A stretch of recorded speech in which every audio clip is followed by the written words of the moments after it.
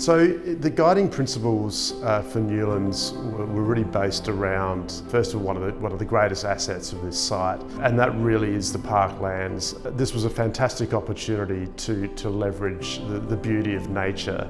So when we started the project, it was really about creating an interior that had a natural permeability with the interior and the exterior. So we wanted people to feel like they were immersed in the greenery of this park, and I think that's one of the greatest assets of Newlands as a development, because you don't get that opportunity very often with these kind of developments.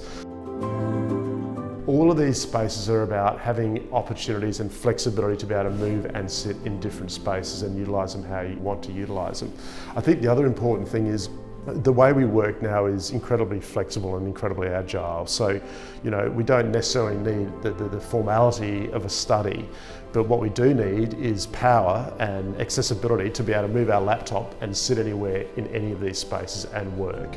And that's often nicer than sitting in a study, because you're still connected with people and you can still do Zoom calls and all those things that we've become very accustomed to in the way we work. So when we were designing the kitchen, the kitchen for us is always one of those kind of magical moments within any apartment or any home. It really is a place where everyone comes. Often the best dinner parties are had around the kitchen bench.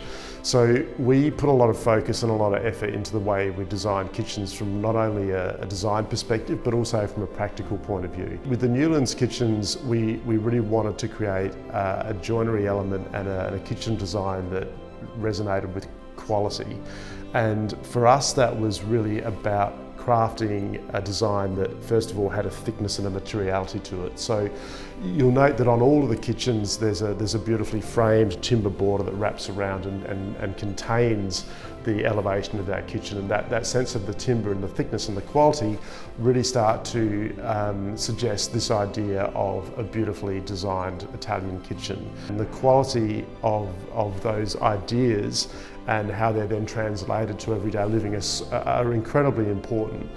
And I think it's not only about that level of detail and craftsmanship, but it's also about the practicality of kitchens. All of these spaces are about having opportunities and flexibility to be able to move and sit in different spaces and utilise them how you want to utilise them.